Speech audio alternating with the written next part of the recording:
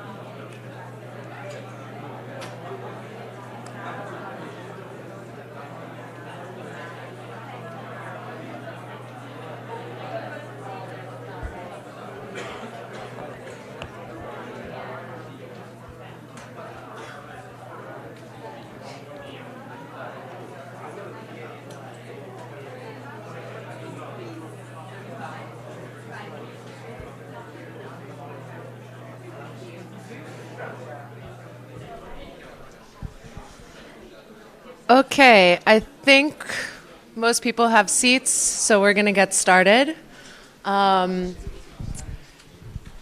so welcome. Today we're going to be talking about engagement strategies on Facebook. So how to grow your audience, how to look at new formats that might be better for engaging your audience, and then some tips and tricks. So to introduce myself, my name is Francesca Sacasa. I have an Italian name, but I'm not Italian. So English, please. But I'm really excited to be here. I'm on the media partnerships team based in London, and we work with journalists and news publishers to help them use Facebook better. And any questions you have, you can always come and ask me and my team, and we have help desks afterwards, so I'll tell you more about those as well. So we have a lot to cover today. I'm going to go through a lot of different things, and these are the tools and in the weeds things you need to know if you're managing a page on Facebook. So this is our agenda, and I'll do my best to get through everything and leave plenty of time for questions. So, starting off with instant articles, and I'm going to start off with this because it's a really exciting product, and we have some cool announcements around instant articles, but also because it ties into the general theme of engagement, because we found that instant articles are a really engaging type of content. So why did we build instant articles to begin with? We were seeing that on average, web articles were taking 8 seconds to load. And that might not sound like a very long time, but it can be a forever, eternity, when you're waiting for an article to load and nothing is happening. And this was not a great user experience.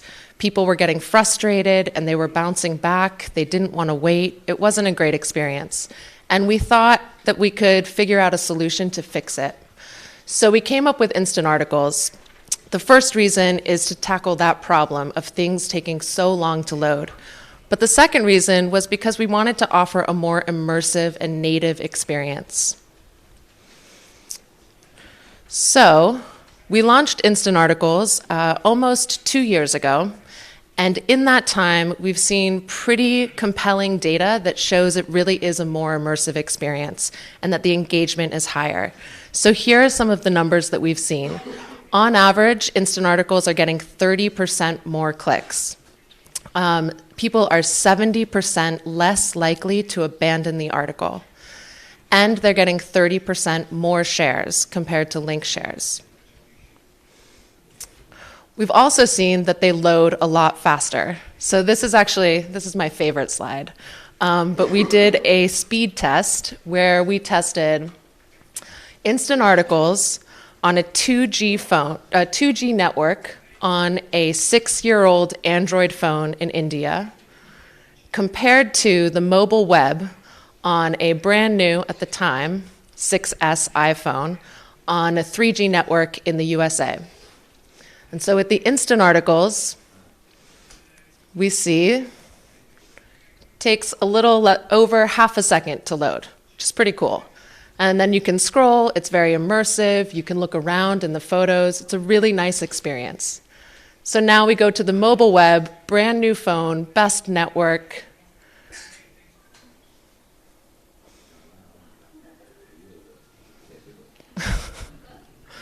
And that's not even 8 seconds, that was barely 5, but it felt like a really long time, no? So in general, you see that this is not quite, it doesn't load as fast, but it's also not as native an experience, right? The links don't look as good, the images aren't full bleed, you can't lose yourself in an article in the same way that you can with an instant article. So if those of you who are not yet on instant articles want to learn more, I encourage you to come and visit our help desks. We have a lot of different options on how to integrate them. If you use WordPress or Drupal, it's really, really easy. There's a plugin. You can also build your own API integration or RSS feed. And then we've partnered with a bunch of different third parties to bring you analytics, whether it's on Google Analytics or Omniture, Chartbeat, all of that. But none of this gets us anywhere unless it's good for your business. So we wanted to make sure that we could make this a really valuable product for publishers. So we've got a number of different monetization options that I wanted to talk through kind of quickly. The first one is direct sold ads. So here, if you're a publisher and you have your own sales team and you have your own clients, then you can serve ads directly into instant articles. You keep 100% of the revenue. Everything is between you and your clients.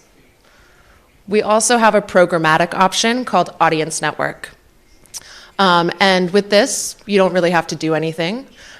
We fill the ads. We give you a revenue share. And it's pretty straightforward and simple, especially for publishers, maybe if you have a smaller sales team. This one can be very turnkey and very easy. You can also do a combination of the two.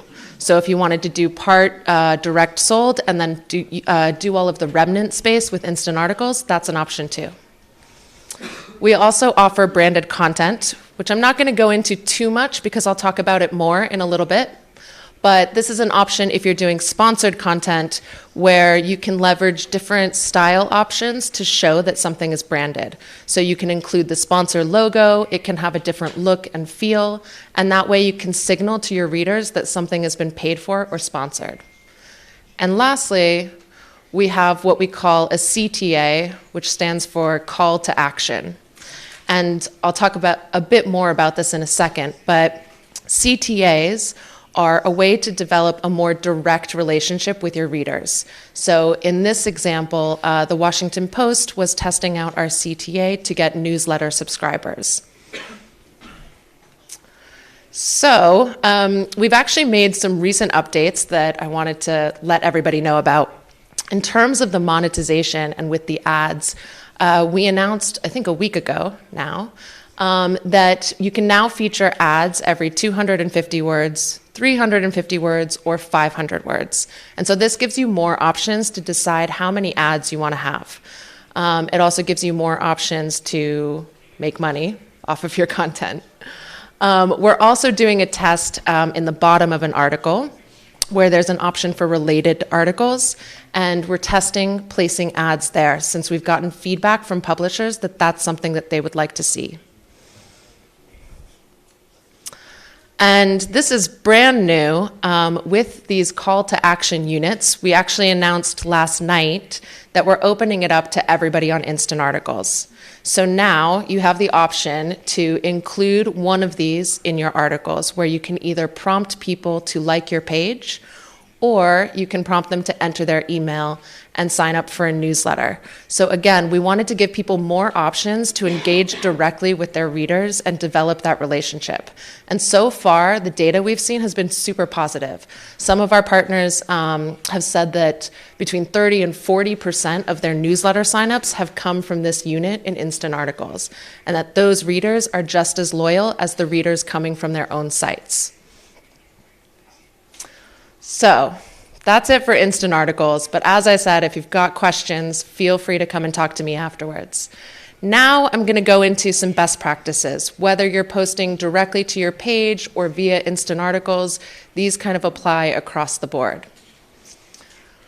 So backing up a second, we've talked quite a bit about newsfeed during the course of the festival. Hopefully many of you went to go see Adam Mosseri speak. And I just want to kind of reiterate how some of that works and how your content finds the right audience.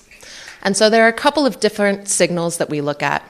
The first is who's posting the content. What's your connection to that page or that profile? Is it your mother? Is it your best friend? Or is it somebody you met at a journalism conference 2 years ago and you've never spoken to since? All of that is going to be a signal for how likely you are to engage with that content. The second is, what kind of content is it? Is it a video? Do you watch videos all the time? Or maybe you're like me and you click a lot of links. So if you go to my newsfeed, I see a lot of links because that's a type of content that I really like. And the third is, how is that post performing? What kind of engagement is it getting? Is it getting a ton of likes and shares and comments? Are people interacting with it? That's another really powerful signal that tells us that you might want to see that piece of content. And this example over here is actually quite old, but it's a pretty good example of all of this at play. So this was a post from my personal newsfeed where a friend of mine posted a New York Times article. And I follow the New York Times. I'm from New York. And so I saw this when the New York Times posted it, but I think I was busy and I didn't click on it. And then my friend shared it. And so I saw it again, and I saw that he had written a comment on it and he had said something about it. And I think I was also busy or maybe going into a meeting or something, and I didn't read it then. And then he commented on his share, and I saw it a third time. And so that time I went and I read the article because that was one more very powerful signal saying, hey, you should read this article. So when you can think about when you're posting to try to make that type of thing happen, to get people to connect with something or share it with their audience, that's going to be a very powerful thing. Which takes us to a couple of best practices. So these are things that in working with many different partners, many different publishers, things that I've noticed and my general advice. The first is there is no magic number. So usually I talk to people and they ask me, how often should I post? And then I ask them a bunch of questions. Well, how much content do you have? What kind of page do you have? And what's always really funny is, for some reason, people have decided that there's a number that they're going to post every single day. Maybe it's 2 posts a day, maybe it's 15, but they decided on this number. They don't know why. They're not going to change it. And the truth is, there's no magic number. It's not a formula. It depends on your content. It depends on what you have to say. And it's really personalized. So the best thing to do is, instead of deciding on a number out of nowhere, think about what makes sense for you and experiment. Try posting a little bit more, try posting a little bit less, see what happens. And usually when people post more, they see reach and engagement also go up. The second one I sort of touched on before, but post a mix of content types. If you're only posting links all day, every day, and I happen to really love video, then I might not see your links very much, even if I like your page, or the other way around. So you want to make sure you're posting enough different types of content that you're going to be able to reach as wide an audience as possible. And there are a lot of different ways to tell stories. And so you want to think about what way is going to make the most sense for that story. think about how shareable the content is. And when you're posting or writing your headline, think about how can you phrase this that's going to make somebody want to share it. Because we think a lot about engagement on Facebook, and all of those signals are really important, likes, shares, comments. But if you think about it, a like is pretty easy, right? It's a little bit lightweight, doesn't take very much effort on your side. A comment, a little bit more effort. I have to decide I have something to say about this. But if you're going to share something, that's a very, very powerful signal, because that's saying I feel so strongly about this or so connected to this piece of content, or I have an opinion about it, that I need my whole network to also see this. And if you can pin down something in your article that's going to make somebody connect to it and want to share it, that's a really powerful thing and a very powerful signal. And then just in thinking about how to increase your distribution, it's always good to tag people, places, and things. So when you tag other pages or the people that might be involved in a story, it makes that piece of content eligible to be seen by everybody that's connected to that page.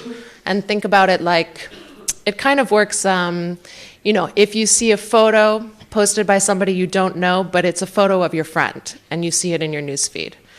It's a similar type of thing. And if you happen to be connected to both that page and the page that's tagged, then that's two signals that's going to say that you should see that content. So it's another really good organic way to grow your audience. And then think about hashtags and keywords. These are important tools that people use to find content and to tap into the conversation. So I wouldn't recommend just making up hashtags or throwing in 50 hashtags per post. But I would think about if there's something trending, if there is a conversation happening around a hashtag, think about how you can tap into that. So now I'm going to talk a little bit about video, although this isn't exclusive to video. So here we talk a lot about something called the 3-second audition. And the idea here is that as you're scrolling through your newsfeed and moving very quickly, you have 3 seconds to get somebody's attention. And I actually think it's probably closer to 1 second, but you have to make the most of the first few images, the first few frames, so that they know what they're looking at and why they should stop and watch the rest of the video. And so we talk a lot about this with videos, but it's also true for headlines, right? If I have a link and a headline that is super long and I don't know what it's saying and I can't understand what this story is about, then I'm probably not going to stop and pause on that story or click on that link. And so it's about, and there's an art to this, and I think most of you as journalists know about the art of trying to write the perfect headline. But you want to think about what can you do in those first few seconds that's going to grab somebody's attention. So pay a lot of attention to the images and the headlines. Again, with an image that you choose, you want it to be something that's going to get somebody's attention. And you also want to think about mobile, right? Somebody is going to look at this on a small screen. So if it's very, very zoomed out and they can't tell what they're looking at, it's going to be hard for them to get to pay attention and be interested in the story. And then lastly, with Facebook, most people are viewing videos with sound off, although this is starting to change. So you do want to think about that sound off experience, and you want to think about autoplay. So again, those first few frames, if you're putting a logo or a title card at the beginning, you're missing an opportunity with that first frame. And more than anything, the thing that I emphasize the most is to really be authentic. Bring your personality to Facebook. Connect with your audience. And I think there's an opportunity with Facebook in particular for it to be more of a dialogue. It's not one way. So you want to engage with your audience and you want to show your expertise and your personality and your viewpoint. Okay, so now I'm going to go into some of the different tools that you can use every day as you're posting to Facebook. The first one is targeting, and we have two kinds of targeting. So the first one here is audience restrictions. And what this one will do is it will make your audience smaller. So you can choose to restrict your audience by age, by location, by language. And even though it will make your audience smaller, in some cases you can use this to increase your engagement. It's also very helpful if you have rights, for instance, in just a certain location. Then you would want to geo-target so that you're only showing a piece of content in that location. But you could also, for instance, customize headlines. So you might have one version of a headline about millennials.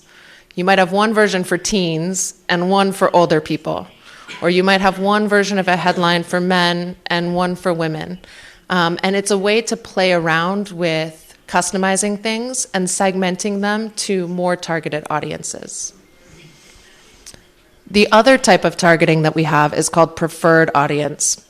And with this one, we built this realizing that Facebook does a pretty good job of guessing what your content is about. We can look at keywords, we can look at a bunch of different signals, but we wanted to give journalists, publishers, the opportunity to tell us what your content is about, because you know better than anybody. So here, you can basically pick a bunch of tags and tell us who would be most interested in your content. You can choose very broad topics, for instance, entertainment, or you could choose narrower topics, film, or a specific film, or a specific set of actors, for instance. And this will, again, help your content find the most relevant audience. So now I'm going to move on to cross-posting. And this one is very useful if you're doing a lot with video and you have multiple pages. So cross-posting is something that we've rolled out for videos that allows you to post the same video across multiple pages. And this is different than sharing a video. What this does is allow you to post across multiple pages, but it looks like a native video post. It doesn't appear as a share. So it's a way to share assets across your pages or partner pages without having to download the video and re-upload it. So you could do this if you have many different pages. This can be a really helpful tool. It can also be a helpful tool if you've worked with partners on something. It's an easy way to share those assets. And then each page can customize the headline. They can target however they want, and it looks like a native video post directly to their page. The other really helpful thing is that you can see shared insights on cross-posted videos. So the original person who uploaded the video will see aggregated insights for all of the videos and all of the cross-posted videos, while each individual page will just see their own insights. So again, it's a really good tool if you're working with other pages on partnerships or if you manage a bunch of different pages. We also have rolled out a tool extremely helpful for video called Rights Manager. So with this, I'm going to back up for a second and just talk about intellectual property and copyright in general. So with intellectual property, with copyright, we take this very seriously at Facebook. And if something gets reported, what happens is that the report comes through and we look at it.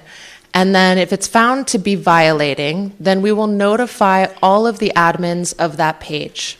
And we will also notify the person that posted the video and we'll tell them who reported it. And we'll give you their contact email. And this is important because if that happens to you and it's a mistake, then you want to reach out to the person that reported it and have them take back the report. Another really helpful way to manage your own copyright is with this tool called Rights Manager. And Rights Manager basically allows you to upload a reference library. So when you upload a video, You can put it in your reference library, and what will happen is it will scan videos across Facebook and detect if there's a match. And then it will surface the matches for you. And once you have all of the matches, you can decide if you want to leave them up or if you want to take them down. So for those who are producing a lot of videos, this can be a very helpful tool to manage your own copyright. You can also whitelist specific pages if you want, or in that case, if you have many different pages, or if you've worked with a partner, or if you've licensed a video out. So there are various tools for managing your assets using Rights Manager. And again, if you want to know more, come find us afterwards. Okay, working through like a lot of information, but now we're on branded content. So with branded content, this is called different things depending on the company that you work in, but it's branded content or sponsored content. Sometimes people call it native advertising. Essentially, this is when you're posting some kind of general editorial content that has been paid for by an advertiser. And we developed a tool on Facebook that allows you to tag the advertiser. And so the idea here, and you can see in this example, this is the Sun football page with Gillette. The idea here is that the deals are completely between you and your advertisers. We don't want any part of that, but we do want to create a transparent experience for readers so that they know when something has been sponsored. So what happens is there's this little with tag that tags the sponsor. It's pretty subtle. It's not like neon flashing lights that something has been paid for, but it does give that signal. And you can find this when you go to post. So when you go to create a post on your Facebook page, there is a little icon that looks like a handshake. And when you click on that, then you'll have the option to search for your advertiser and tag them in your post. And this works for all kinds of content. So whether it's live or 360 or instant articles, it doesn't matter. This option is available no matter what. But we've made some updates recently. So I wanted to let you guys know about them. Originally, branded content was only available for verified pages.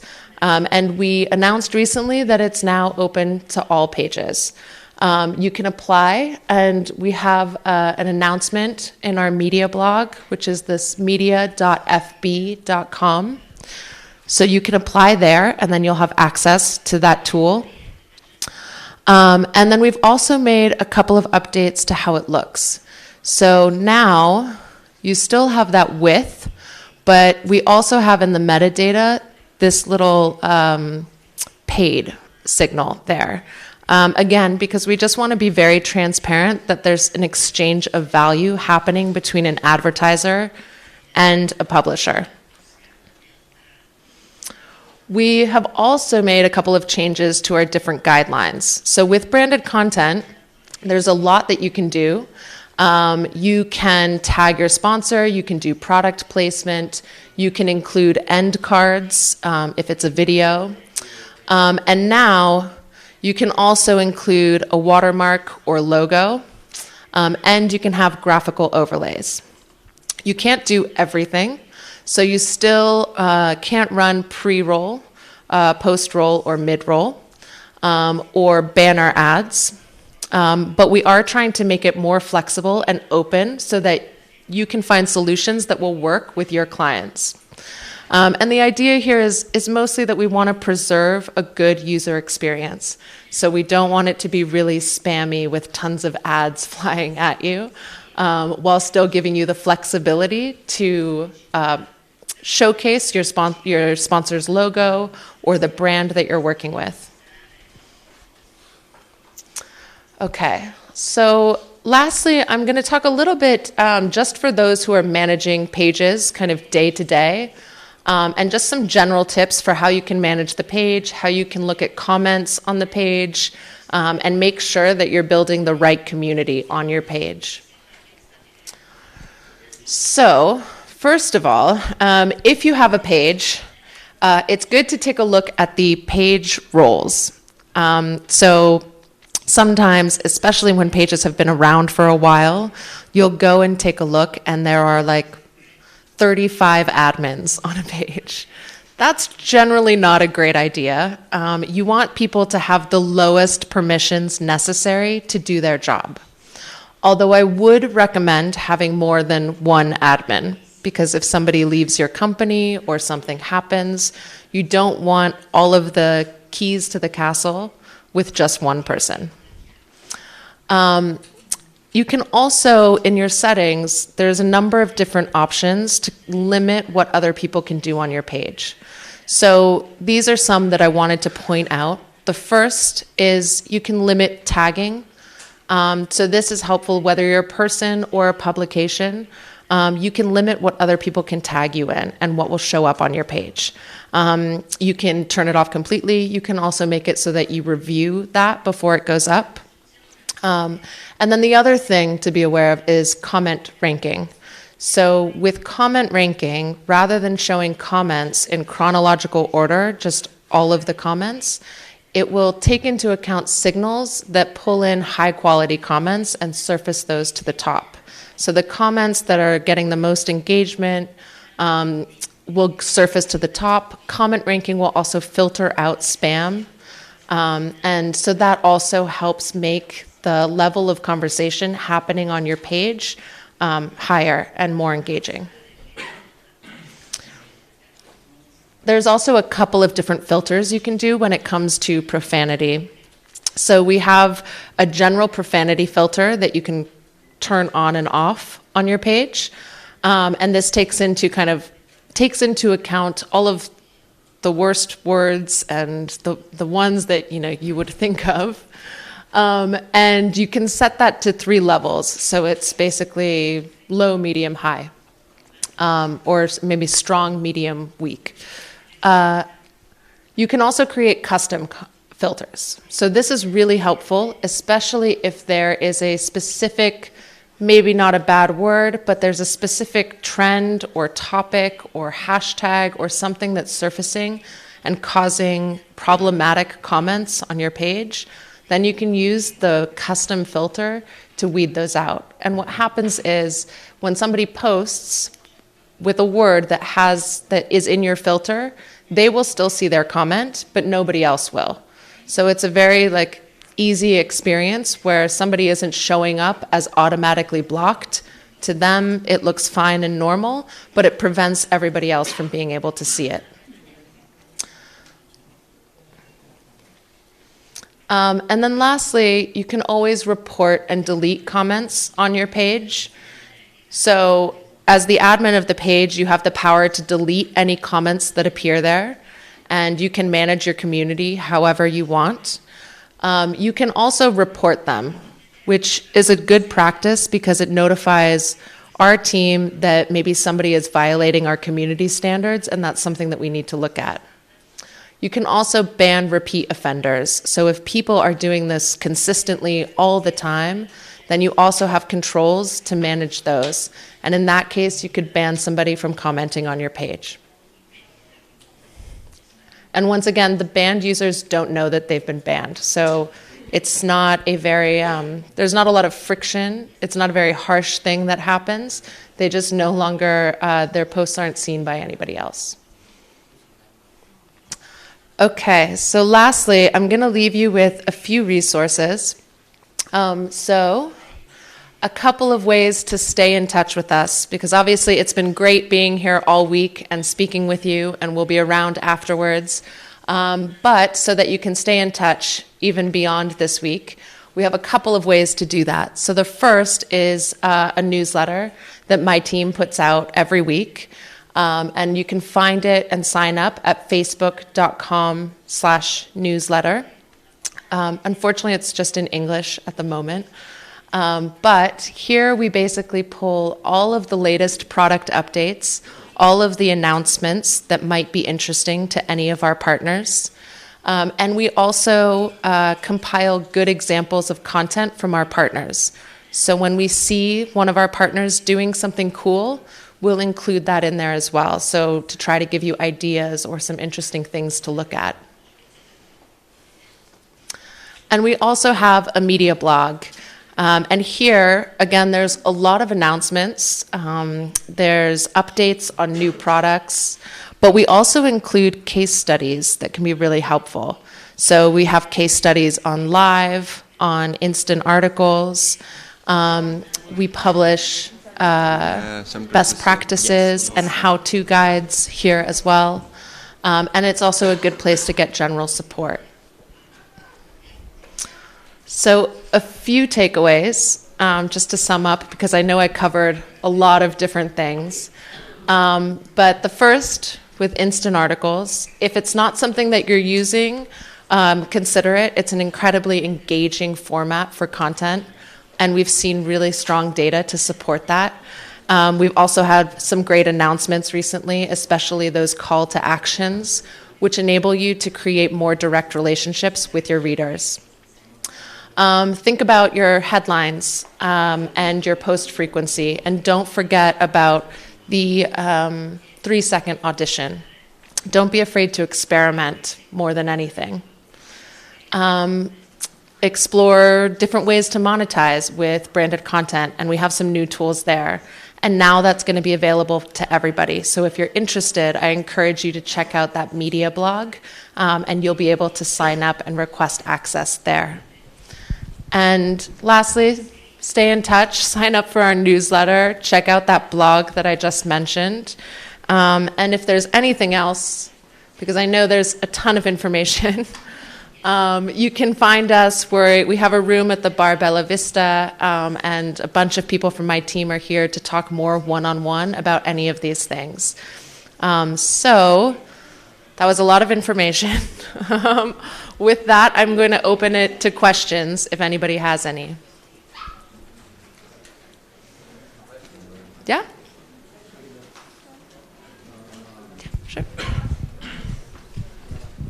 My question, I'm from Turkey, Hürriyet newspaper, one of the largest newspapers in Europe actually. We have problems with instant articles. In the West, in the United States, by the way, we are from the first day we've been in the United States and some American newspapers, as you showed, a lot of good engagement, better metrics in almost every count they had. When we applied it, we didn't see a rise that much, so we decided not to continue. But actually, we want. If you can help us with it, we are, by the way, always talking with Guido from Germany, so he is also helping us with it. But at some point, we stopped doing it, and I would like to reintroduce it, if possible. So the question was about instant articles, in that we've seen great numbers on engagement, but in this case, you didn't see those right away. So a couple of things. In general, we've seen the best metrics when people really fully commit to instant articles. So I don't know about your specific case, but in some case, we see partners kind of dipping a toe or trying out a couple here and there. And with that, it's very hard to get a good sense of how they're actually doing.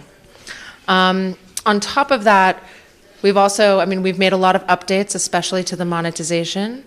But we're continuing to improve the product. So especially if you tried maybe a year ago, I would encourage maybe trying another test and seeing if there's increased engagement from that. But it is going to vary from publisher to publisher. So those are kind of the average numbers that we've seen. In some markets, it's actually been way higher, and in some a little bit lower. So we can talk more specifically maybe after this, but I would definitely recommend maybe trying another test, especially if it was a while ago. Yeah. Anybody else? Yeah. Sorry. Hi. No, just one quick question, because I didn't use instant articles anymore, but in the past I used a lot the Canvas model. But, since you didn't spoke about the Canvas model, I don't know if you can answer about this, but there are many differences between Canvas model for brand or you suggest to use instant articles? So Canvas is one of our paid marketing products. So we're seeing it used more with advertisers, whereas Instant Articles is built more specifically for publishers. And it's not a paid product. It's open to anybody.